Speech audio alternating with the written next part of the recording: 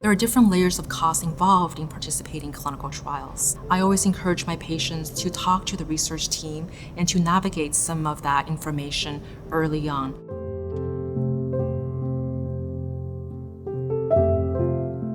Some of the costs that are unanticipated may be things like travel cost, the time it costs to travel to the institution that's carrying out the clinical trial, lodging costs. If the trial is being done in an away city that's away from home, then there's hotel and lodging needs that must be considered. There also may be costs related to getting childcare or elder care expenses. It's important to know that the study drug or the treatment that's being studied should be covered by the sponsors or by the hospital that's conducting clinical trials. And by sponsors, I mean the pharmaceutical company that's developing the drug, the university or the hospital that's conducting the trial, the government, if it is a government-sponsored trial, and the sponsor should also cover anything that is not standard of care. And that may include extra biopsies, extra blood testings. There's also standard of care treatments such as doctor's visits, routine lab works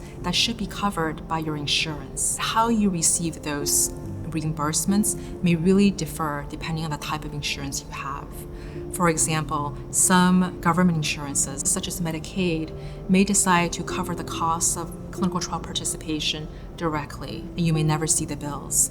Some insurances, such as Medicare, may choose to reimburse you for part or all of that standard of care costs. And if you don't have health insurance, there may be organizations such as the National Community Oncology Research Program or other governmental agencies that may offer financial support. Some of the clinical trials themselves may also offer specific financial support. Insurance coverages can change without warning, so it is really important to check with your personal and specific insurance company just to again gain an understanding about anticipated costs that may be related to clinical trials. And talk to the research coordinators on the research team, and they may offer you more of a clear idea of what is standard of care and what is not, and how that may relate to your insurance coverage.